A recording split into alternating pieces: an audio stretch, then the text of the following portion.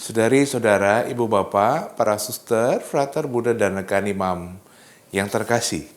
Berjumpa lagi dalam program Api Karunia Tuhan episode ke-76 ini. Kita melanjutkan pembahasan tentang Kitab Wahyu.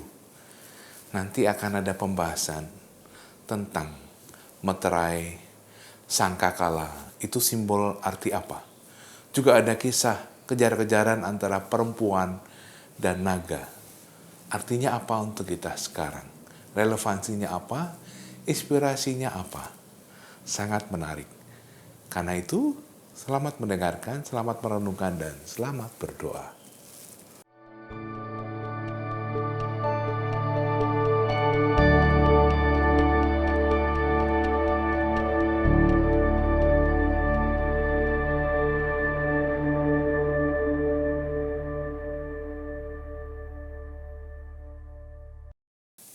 Saudari-saudara terkasih, dalam percakapan yang lalu kita sudah mulai dengan kitab Wahyu, melihat susunannya.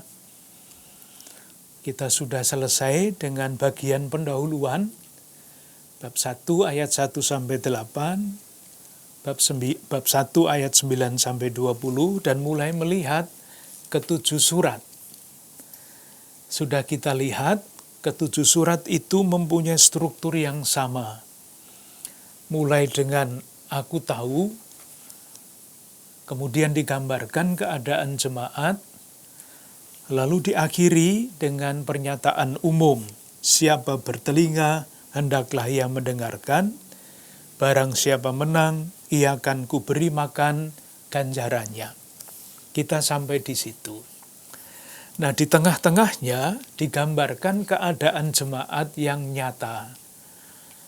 Ada keadaan yang baik, ada yang kurang baik. Kita coba lihat salah satu contoh.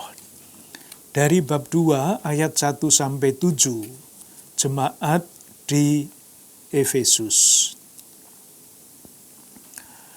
Aku tahu, ayat 2, segala pekerjaanmu, baik jerih payahmu maupun ketekunanmu, aku tahu bahwa engkau tidak dapat sabar terhadap orang-orang jahat, bahwa engkau telah mencobai mereka yang menyebut dirinya rasul, tetapi yang sebenarnya tidak demikian. Ayat 3, dan engkau tetap sabar dan menderita oleh karena namaku, dan engkau tidak mengenal lelah. Jadi jemaatnya dipuji sebagai jemaat yang setia. Lalu ayat 4, namun demikian aku mencela engkau, karena engkau telah meninggalkan kasihmu yang semula. Sebab itu ingatlah betapa dalamnya engkau telah jatuh. Itu. Jadi dipuji dulu, baru ditunjukkan kelemahannya. Engkau telah begitu dalam jatuh. Akibatnya apa? Bertobatlah, lakukanlah lagi apa yang semula engkau lakukan. Nasihat. Lalu ada tanda petik ancaman. Jika tidak demikian, aku akan datang kepadamu dan aku akan mengambil kaki dianmu dari tempatnya, jikalau engkau tidak bertobat. Mengambil kaki dian. Tadi kan kaki dian emas itu kan jemaat ya. Kalau kakinya diambil itu artinya apa? Ini jemaat Efesus. Efesus itu adalah pusat gereja. Nah, kalau di Efesus murid-murid Kristus tidak setia, lalu dikatakan di sini, aku akan mengambil kaki dianmu. Kamu tidak akan menjadi pusat lagi. Dan di dalam sejarah kita tahu, pernah kita singgung beberapa kali, Efesus adalah salah satu pusat jemaat awal bersama dengan Yerusalem dan Antiokhia. Dan Efesus memang tanda petik kehilangan fungsi sebagai pusat. Masih ditambah ayat 6, tetapi ini yang ada padamu, yaitu engkau membenci segala perbuatan pengikut-pengikut Nikolaus, yang juga ku benci. pengikut Nikolaus. Jangan disamakan dengan Santo Nikolaus. Ini Nikolaus yang lain, ini bid'ah. Seperti itu, isinya seperti itu. Jadi strukturnya sama. Nanti silahkan membaca sendiri. Kalau mau satu lagi, yang ayat 8 sampai 11, ini rasa-rasanya tidak ada yang jelek di dalam lingkungan jemaat Smyrna. Ayat 9. Aku tahu kesusahanmu dan kemiskinanmu, namun kau kaya. Dan fitnah mereka yang menyebut dirinya orang Yahudi, tetapi yang sebenarnya tidak demikian. Sebaliknya, mereka adalah jemaah iblis. Jangan takut terhadap apa yang harus engkau derita dan selanjutnya. Nah, tidak ada yang jelek di situ. Jemaatnya bagus. Lalu ditutup, hendaklah engkau setia sampai mati, dan aku akan mengaruniakan kepadamu mahkota kehidupan. Ayat 10. Disusul dengan pernyataan umum siapa bertelinga dan selanjutnya. Nah, kalau kita lihat struktur-struktur seperti itu, lalu kiranya akan mempermudah bagi kita untuk membaca sekurang-kurangnya bab 2 sampai bab 3. Strukturnya sama, di tengah-tengahnya ada penilaian terhadap jemaat dan ada nasihat. Masih mudah dipahami, kecuali mungkin nama-nama yang tidak biasa seperti tadi Nikolaus, Bileam dan sebagainya, itu adalah bid'ah-bid'ah pada zaman itu. Kita teruskan dengan bagian yang tidak mudah. Mulai dengan bab 4 sampai dengan bab 22. Inilah yang disebut kitab Wahyu, artinya sastra apokaliptik dalam arti yang sesungguhnya. Sebelum mungkin kita perlu membaca bagian demi bagian, supaya mudah mengikutinya, saya akan menyampaikan garis-garis besar dan ayat-ayat kunci untuk memahami kitab Wahyu ini. Sebetulnya bisa dikatakan dengan sederhana. Bagian pertama itu bagian kisah, ceritanya. Inti dari pesannya ada di situ. Itu dari bab 4 sampai dengan bab 5. Kemudian bagian yang panjang itu adalah bagian bagaimana rencana itu dilaksanakan. Yaitu seperti tadi selalu saya katakan, seperti wayang. Kalau menonton wayang, kita tidak langsung melihat dalang itu memperkelaikan tokoh-tokohnya. Dia membuat cerita dulu yang panjang, yang namanya jejer. Di situ diceritakan inilah inti cerita. Dan ketika jejernya selesai, mulailah pagelaran wayang. Mirip-mirip dengan itu. Kita melihat apa yang terjadi, kisah inti pesan apa yang akan disampaikan pada bab 4 sampai dengan bab 5. Kita lihat apa yang saya maksudkan dengan jejer, bukan jejer, jejer. Artinya introduksi. Ayat-ayat kuncinya. Bab 4 ayat 1. Kemudian daripada itu aku melihat, nah ini penglihatannya. Sesungguhnya sebuah pintu terbuka di surga, dan suara yang dahulu yang telah kudengar berkata kepadaku seperti bunyi sangkakala, katanya, naiklah kemari dan aku akan menunjukkan kepadamu apa yang harus segera terjadi. Apa yang harus terjadi sesudah ini. Dah, ini introduksi. Apa yang dilihat oleh Yohanes ayat 2. Nah, ini penting. Segera aku dikuasai oleh Roh dan lihatlah, sebuah tahta terdiri di surga dan di tahta itu duduk seorang. Jadi raja, katakanlah seperti pagelaran-pagelaran itu, raja duduk di tahta. Tentu tidak sendirian kalau raja duduk di tahta, kesepian. Maka pada ayat 3 dan seterusnya itu digambarkan apa yang ada di surga yang menunjukkan kemuliaan dari yang duduk di tahta itu. Ayat 3 misalnya ya kita baca. Dan dia yang duduk di tahta itu nampaknya bagaikan permata yaspis dan permata sardis. Dan suatu pelangi melindungi tahta itu gilang gemilang, bagaikan zamrud rupanya. Kalau membaca ini ya jangan bertanya zamrud itu apa, yaspis itu apa ya. Dirasakan saja kemuliaan surgawi yang digambarkan dengan kata-kata itu. Menikmati.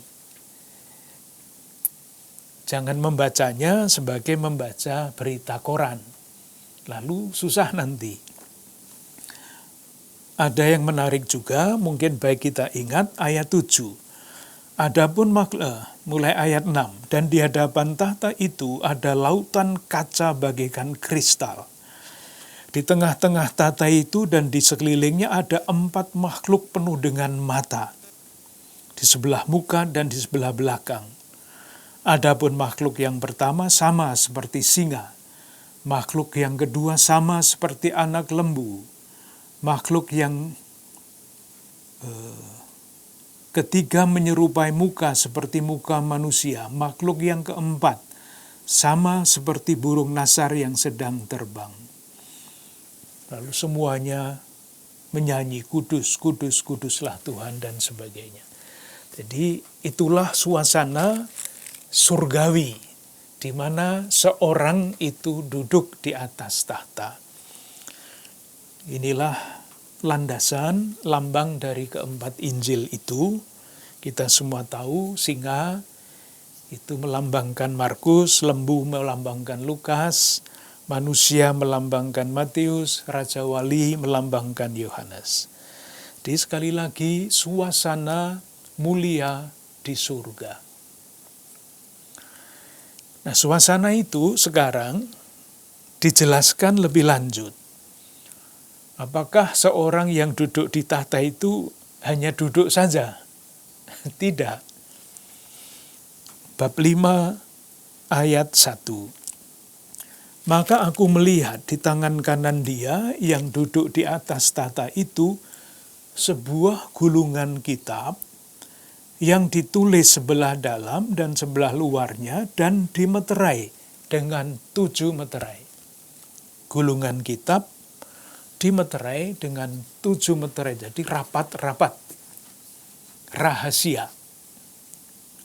Masalahnya adalah ayat 2, siapakah yang layak membuka gulungan kitab itu dan membuka meterai-meterainya? Tetapi tidak ada seorang pun di surga atau yang di bumi atau yang di bawah bumi yang dapat membuka gulungan kitab itu atau yang dapat melihat sebelah dalamnya. Tidak ada. Maka menangislah aku. Jadi Yohanes menangis karena tidak ngerti siapa yang mau membuka meterai itu. Lah dijawab ayat 5, lalu berkatalah seorang dari tua-tua itu kepadaku, jangan engkau menangis, sesungguhnya, nah sekarang jawabannya, sesungguhnya singa dari suku Yehuda, yaitu tunas Daud telah menang, sehingga ia dapat membuka gulungan kitab itu dan membuka ke-7 meterainya. Jelaskan? Dengan demikian menjadi semakin jelas dia yang duduk di atas tahta surgawi dengan membawa gulungan kitab bermeterai 7 itu adalah Allah dengan rahasia karya penyelamatannya. Siapa yang bisa menjalankan karya keselamatan Allah itu? Manusia tidak bisa dimanapun. Lalu di situ jawabannya, sesungguhnya singa dari suku Yehuda, tunas Daud, telah menang, sehingga ia dapat membuka gulungan kitab itu dan membuka ketujuh meterainya. Jawabannya jelas. Yang bisa menjalankan, membuka meterai dan menjalankan karya penyelamatan Allah itu adalah Yesus, tunas Daud dari suku Yehuda. Jelas sekali. Apa yang dilakukan kemudian? Ini dramanya sangat menarik kalau dibaca baik-baik. Ada penglihatan lagi, ayat 6. Dan aku melihat di tengah-tengah tahta dan keempat makhluk itu, dan di tengah-tengah tua itu berdiri seekor anak domba. Nah, sekarang sudah menjadi semakin jelas. Siapa singa dari suku Yehuda itu? Seperti telah disembelih, bertanduk 7 dan bermata 7. Itulah ketujuh roh Allah yang diutus ke seluruh bumi. Dramanya maju, ayat 7. Lalu datanglah anak domba itu, menerima gulungan kitab itu dari tangan dia yang duduk di atas tahta itu. Jadi sudah akan dilaksanakan oleh anak domba itu. Nah, ketika itu terjadi, ayat 8, ketika ia mengambil gulungan kitab itu, tersungkurlah keempat makhluk, dan ke-24 tua-tua itu di hadapan anak domba itu. Apa yang menyusul? Nyanyian, syukur. Jadi saya kira bisa dibayangkan ya, adegan ini adalah adegan pokok. Anak domba menerima, mengambil gulungan kitab untuk dibuka satu persatu.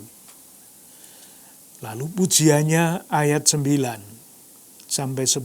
Engkau layak menerima gulungan kitab itu dan membuka meterainya. Ayat 12. Anak domba yang disembelih itu layak untuk menerima kuasa. Ayat 13, bagi dia yang duduk di atas tahta, dan bagi anak domba adalah puji-pujian. Doksologi, suasana surgawi, adegan surgawi, dan keempat makhluk itu berkata amin, dan tua-tua itu jatuh tersungkur dan menyembah. Ini adegan pertama. Saya kira mudah sekali diikuti. Gambarannya menurut saya sangat jelas. Pesan intinya apa? Pesan intinya Allah itu Maha Kuasa.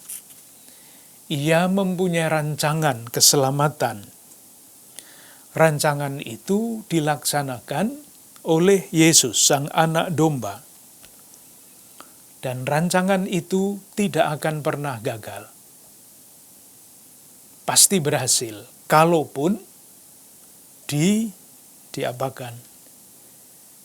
Kalaupun ditolak atau dilawan oleh kuasa-kuasa jahat. Mungkin baik ya kalau kita melihat salah satu yang bisa tersembunyi tetapi sangat jelas. Dan ayat 6 sampai ayat 21 itu pagelarannya. Tadi bab 1 itu ceritanya, ini pagelarannya. Misalnya, ketika ke-6 meterai dibuka. Jadi 7 meterai, sekarang pembukaan meterai.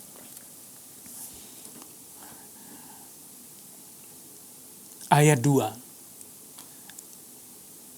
Ayat 1 dulu ya, maka aku melihat anak domba itu membuka yang pertama dari ke-7 meterai itu. Ketika pertama kali dilihat, ketika meterai pertama dibuka, apa yang kelihatan? Ayat 2.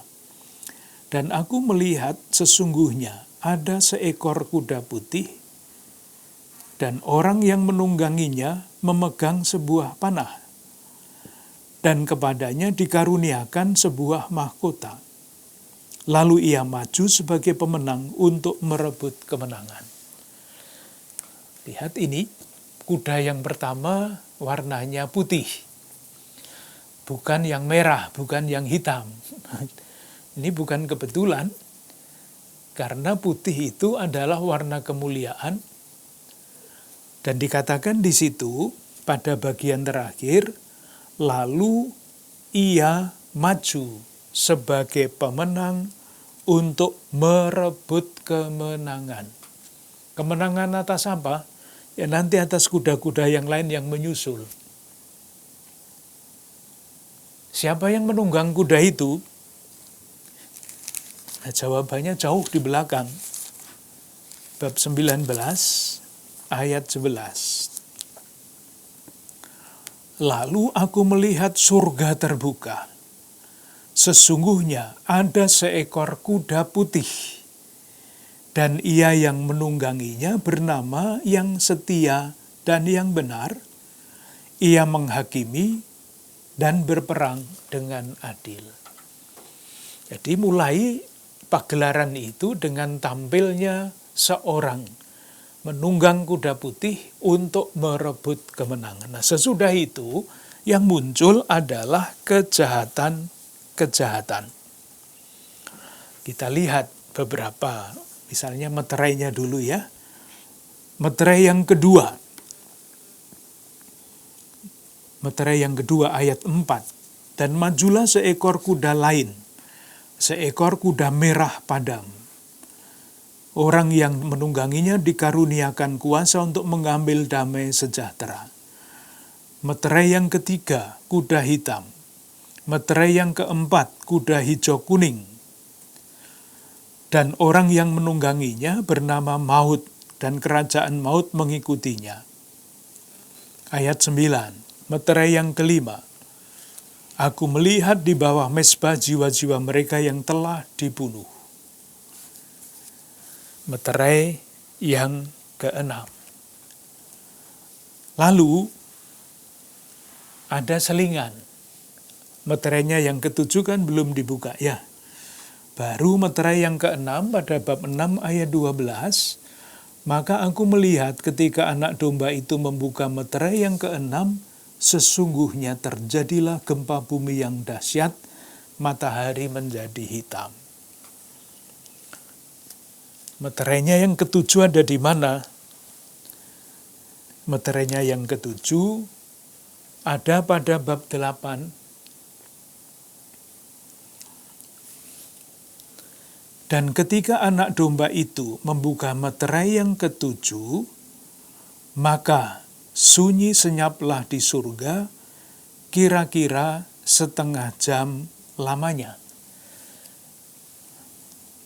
Sunyi senyap setengah jam, tidak lama-lama. Ini artinya sementara, tidak terus senyap. Nanti kalau senyap terus tidak jalan karya penyelamatan Allah. Lalu aku melihat ketujuh malaikat yang berdiri di hadapan Allah, dan kepada mereka diberikan 7 sangkakala. Silahkan memperhatikan rangkaian angka 7. Tadi 7 meterai, meterai ke-6, meterai ke-7 dibuka, bab 8 ayat 1, surga tenang. Sementara. Sesudah tenang setengah jam, ada 7 sangkakala. Tadi kita sebut sangkakala itu adalah lambang kalau sangkakala ditiup, itu artinya karya keselamatan Allah dilaksanakan.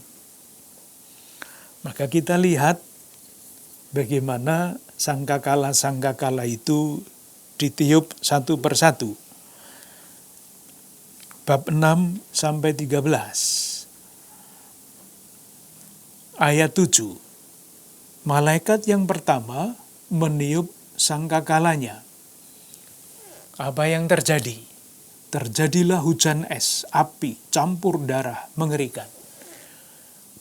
Jadi karya keselamatan Allah.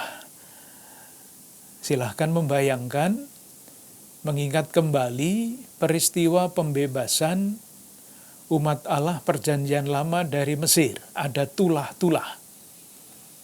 Ini kira-kira seperti itu gambarannya dengan latar belakang perjanjian lama. Ayat 8. Malaikat yang kedua meniup sangkakala. Ada gunung besar, menyala-nyala oleh api, dilemparkan ke dalam laut. Sepertiga laut itu menjadi darah. Jadi silahkan sekali lagi membaca kalimat-kalimat ini tidak seperti kalau kita membaca berita, tetapi membayangkan betapa dahsyatnya karya keselamatan Allah itu. Ayat 10. Malaikat yang ketiga meniup sangkakala. Jatuh dari langit bintang besar, menyala-nyala seperti obor, menimpa sepertiga dari sungai-sungai dan mata-mata air. Malaikat yang keempat meniup sangkakala. Terpukullah sepertiga dari matahari dan sebagainya. Ayat 13. Lalu aku melihat, aku mendengar seekor burung nasar terbang di tengah langit dan berkata dengan suara nyaring, celaka, celaka, celakalah mereka yang diam di atas bumi. Oleh karena bunyi sangkakala ketiga malaikat itu, malaikat lain yang masih akan meniup sangkakalanya. Sangkakala keempat sudah mendatangkan kayak begitu itu. Apalagi sangkakala berikutnya. Sangkakala kelima, bab 9, ayat 1-12.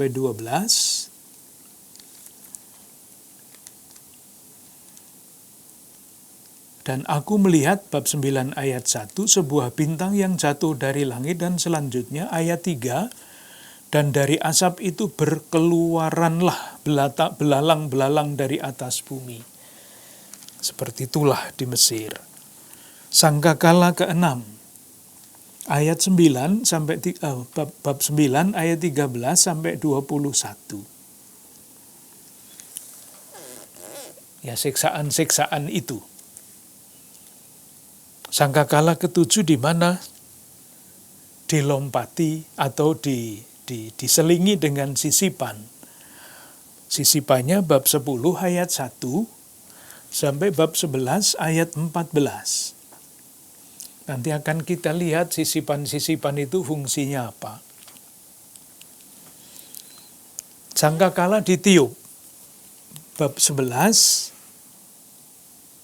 ayat 15 sampai 19. Sangkakala yang terakhir. Lalu malaikat yang ketujuh meniup sangkakalanya dan terdengarlah suara-suara nyaring di dalam surga, katanya. Ketika sangkakala ketujuh ditiup, hukuman-hukuman tidak diceritakan lagi. Yang diceritakan adalah pujian kemuliaan di surga. Ayat 15. Pemerintahan atas dunia dipegang oleh Tuhan kita, dan Dia yang diurapinya, dan Ia akan memerintah sebagai Raja selama-lamanya. Ayat 16, kami mengucap syukur kepadamu Tuhan. Dan selanjutnya.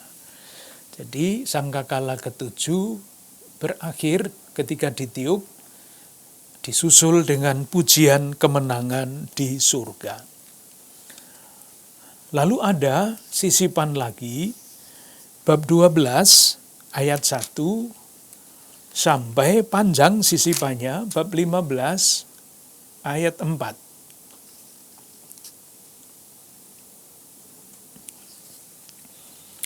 Sesudah 7 sangkakala yang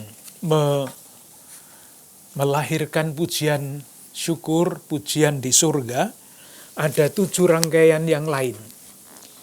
Mulai dengan bab 15, ayat 5, sampai bab 16, ayat 21. Nah ini pamungkasnya. Jadi 7 meterai ke-7 ditiup. 7 sangkakala, sangkakala ke-7 ditiup kemenangan, masih ada seri 7 yang terakhir. Yaitu bab 15 ayat 5 sampai 8, 7 malaikat dengan 7 cawan murka Allah. Cawan yang pertama sampai dengan cawan yang keenam, nanti bisa dibaca sendiri,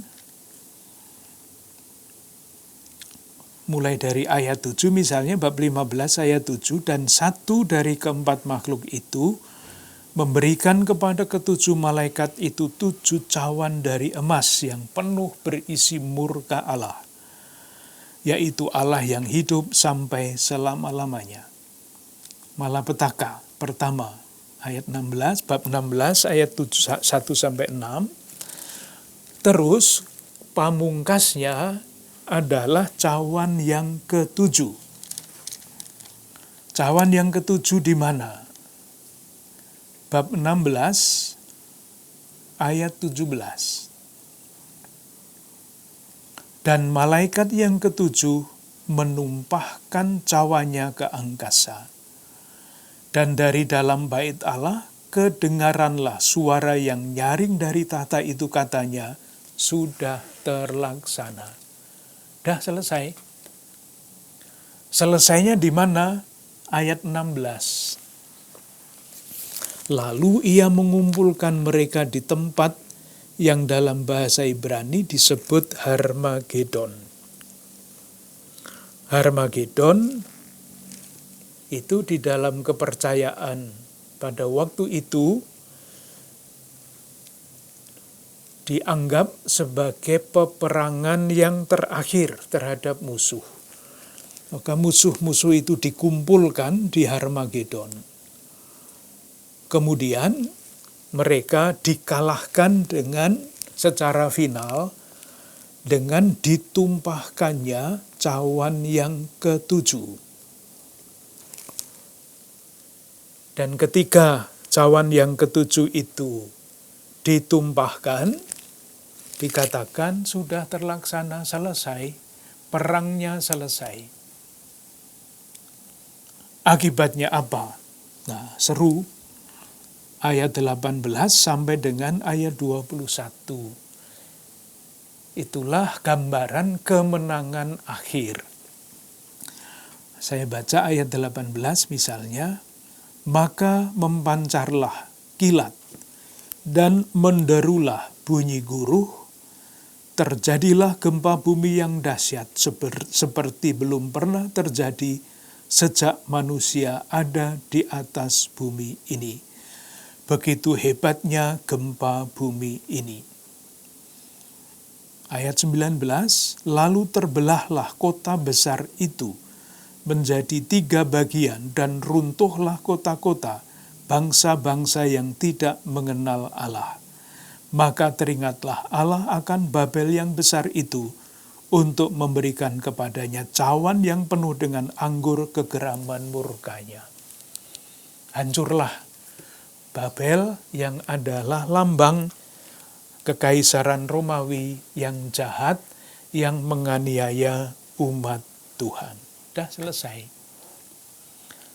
Bagian yang berikutnya, ayat 17, bab 17 dan selanjutnya, itu adalah lanjutan cerita mengenai Babel yang tadi disebut, kotanya pecah menjadi 3, Babel yang besar itu akan dituangi cawan dengan anggur kegeraman murka Allah. Akan hancur. Dan kita semua juga tahu bahwa dalam sejarah akhirnya kekaisaran Romawi itu jatuh juga oleh kekuasaan yang lain. Maka pada bab 17, kalau dilihat judulnya, penghakiman atas Babel. Tadi yang disebut kekaisaran Romawi itu disebut dengan nama pelacur besar, bahkan sebagai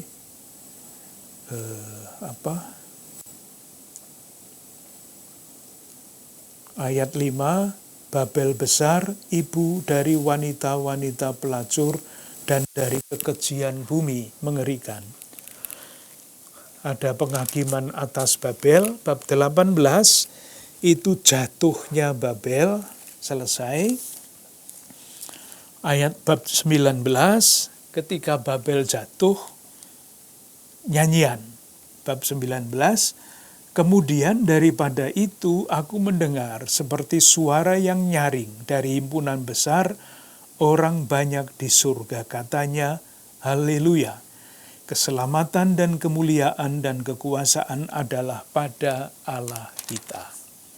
Dah, selesai. Lalu ada perjamuan kawin anak domba, ayat 6-10, bab 19. Ini adalah lambang kemenangan surgawi.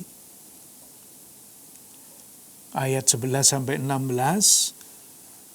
Lalu aku melihat surga terbuka, seekor kuda putih, dan ia yang menungganginya bernama yang setia dan yang benar, ia menghakimi dan berperang dengan adil.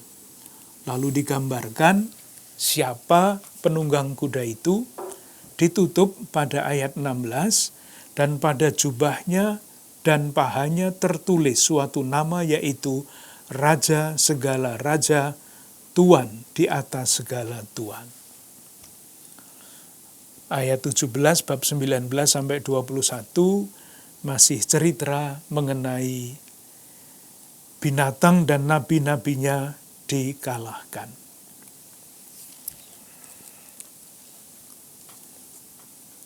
Penutupnya adalah bab 21.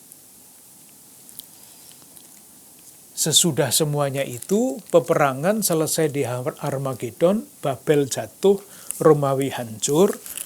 Buahnya ayat bab 21, ayat 1-2.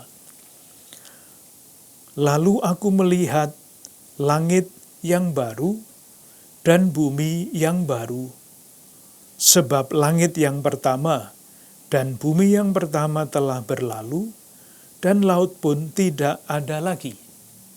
Artinya kekuasaan jahat yang dilambangkan dengan laut hilang, habis. Nah, yang penting sekarang adalah, dan aku melihat kota yang kudus, Yerusalem yang baru turun dari surga, dari Allah. Diulang pada ayat 10, lalu di dalam roh, ia membawa aku ke atas sebuah gunung yang besar lagi tinggi, dan ia menunjukkan kepadaku kota yang kudus, Yerusalem, turun dari surga, dari Allah. Yang mau dikatakan adalah ini. Kepenuhan waktu, kemenangan akhir, ini bukan produksi manusia, tetapi adalah karya Allah yang menyempurnakan apa yang sudah dimulainya. Maka digambarkan Yerusalem yang turun dari surga. Bukan yang dibangun oleh manusia, tetapi kota suci yang dibangun oleh Allah. Sehingga kalau manusia itu pesan yang tersembunyi di dalamnya, kalau manusia ingin membangun surganya sendiri, pasti gagal. Karena yang namanya tanda petik surga, kepenuhan keselamatan itu adalah anugerah Allah. Intinya itu.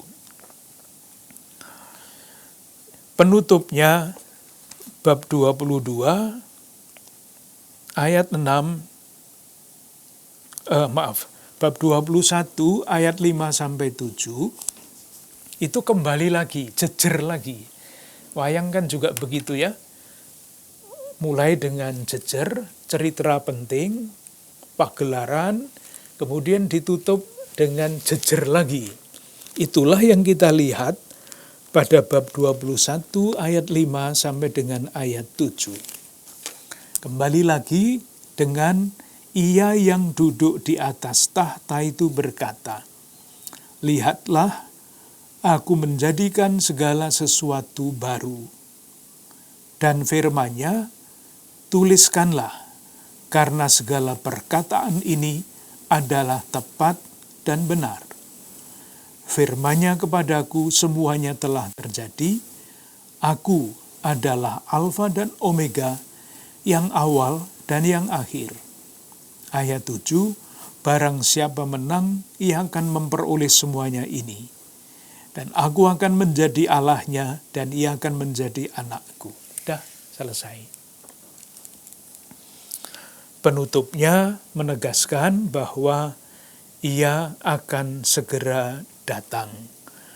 Bab 22 ayat 8, ayat 7. Sesungguhnya aku datang segera. Ayat 12. Sesungguhnya aku datang segera. Segera tentu tidak dalam arti waktu. Ayat 20. Ya, aku datang segera. Dengan pesan, bab 22 ayat 14. Berbahagialah mereka yang membasuh jubahnya.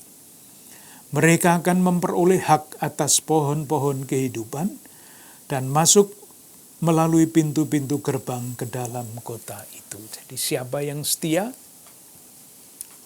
akan membasuh jubahnya, akan masuk ke dalam memperoleh hak atas pohon-pohon kehidupan dan masuk melalui pintu-pintu gerbang ke dalam kota itu, surga, Yerusalem surgawi yang turun dari surga. Apakah ceritanya selesai sampai di situ? Ceritanya belum selesai.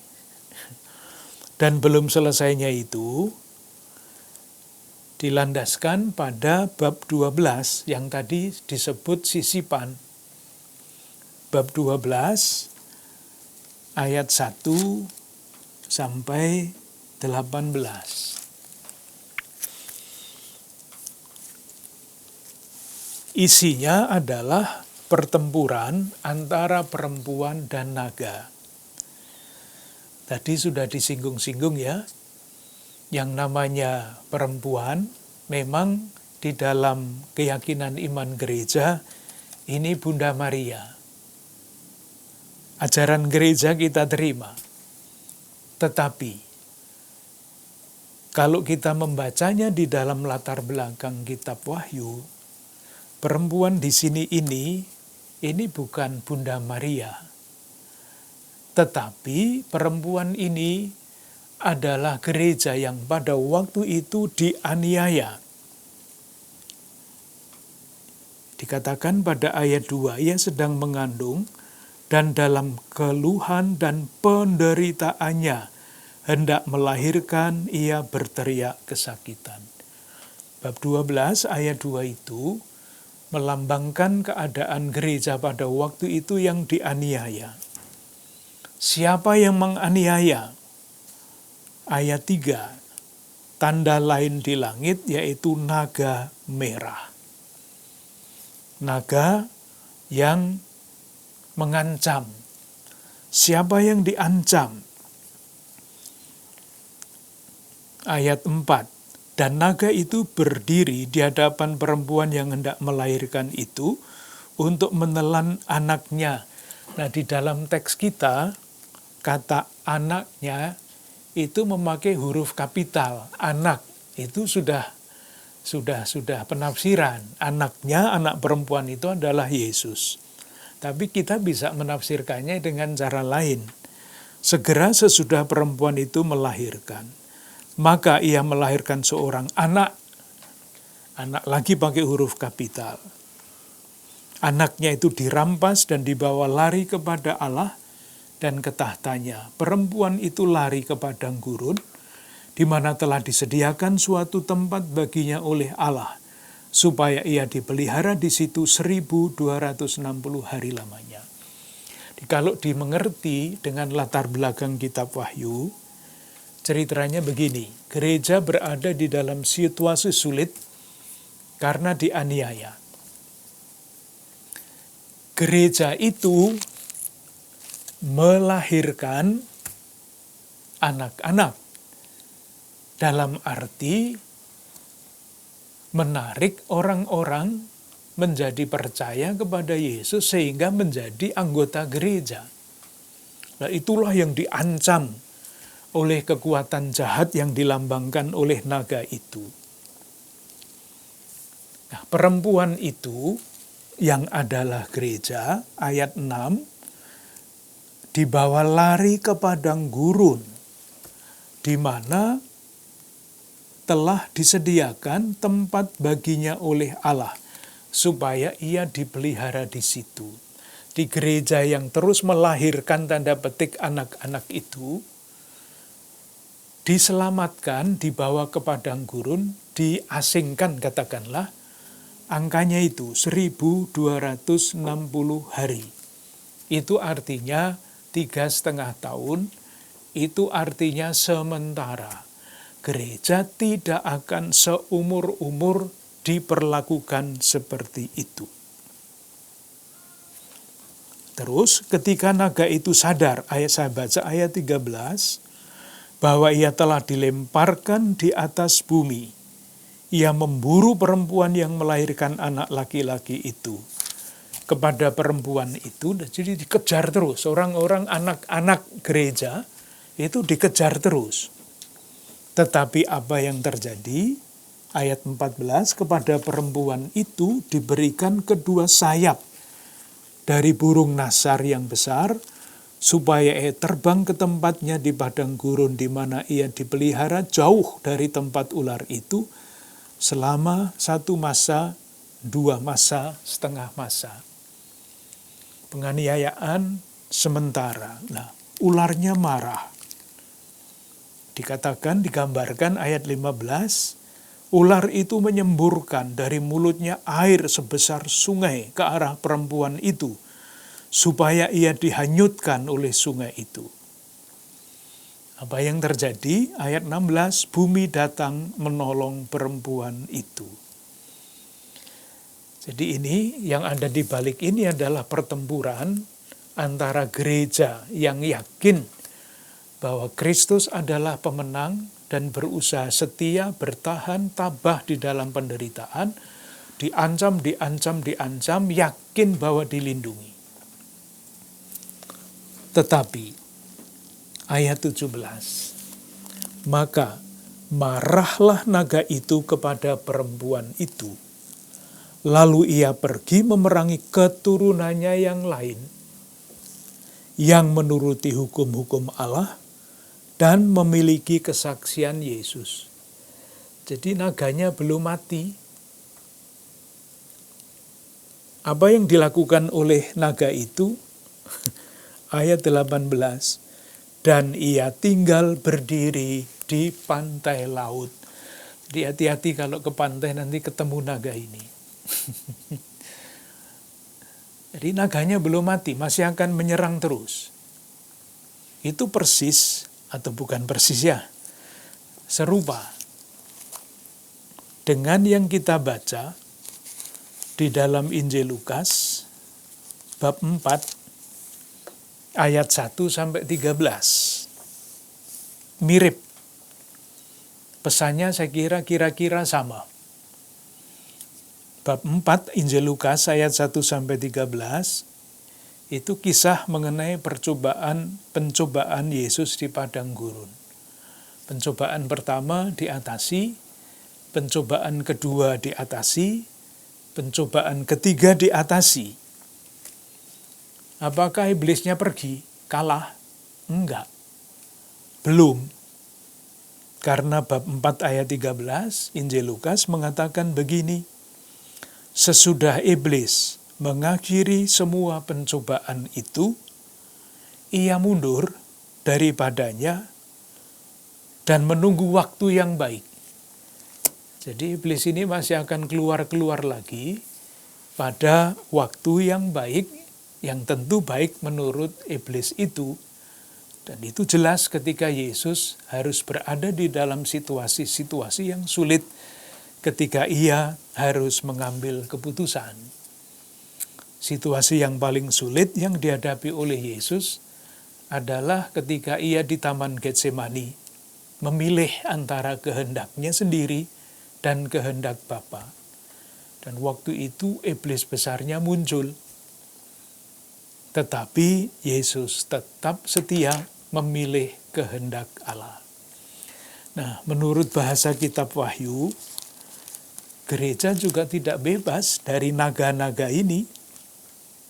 Karena sekali lagi dikatakan pada bab 13 ayat 18, dan ia itu maksudnya naga itu, tinggal berdiri di pantai laut.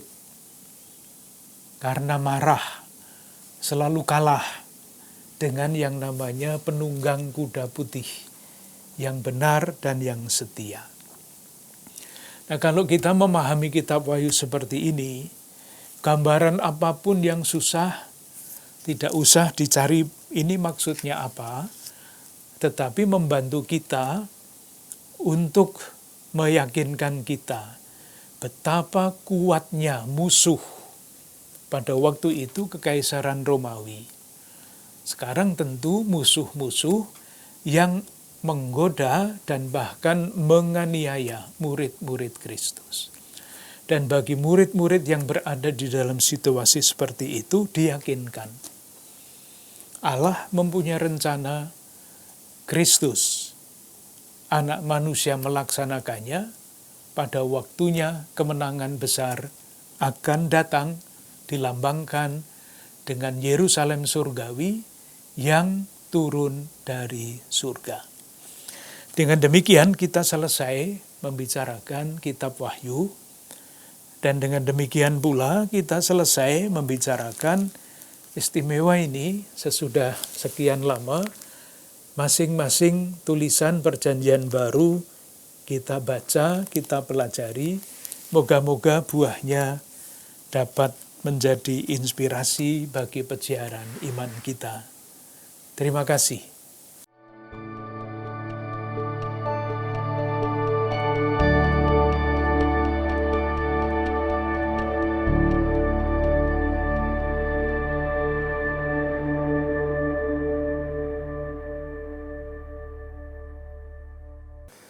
Ibu bapak, saudara-saudari yang dikasihi Tuhan, kita mengakhiri pembahasan tentang kitab Wahyu. Kita menyadari bahwa gereja sebagai bahtera dan umat Allah akan senantiasa dilindungi, disertai, dilimpahi oleh kasih Tuhan untuk menghadapi pelbagai cobaan, tantangan, dan kesulitan yang ada. Kita sebagai gereja diajak untuk terus bertekun dan berpasrah diri pada kasih penyertaan Tuhan. Tuhan akan selalu menyertai kita, keluarga kita, dan gereja. Semoga keluarga-keluarga kita senantiasa diberi rahmat kesehatan, perlindungan, dan damai sejahtera dari Tuhan. Kita akan berjumpa lagi pada episode mendatang yang akan membahas secara khusus Kitab Suci Perjanjian Lama. Mari kita mohon berkat Tuhan. Allah yang Maha Kasih mencurahkan perlindungan, bimbingan dan berkat-Nya ke atas Anda sekalian, keluarga dan komunitas. Dalam nama Bapa, Putra, dan Roh Kudus. Amin. Terima kasih, selamat malam.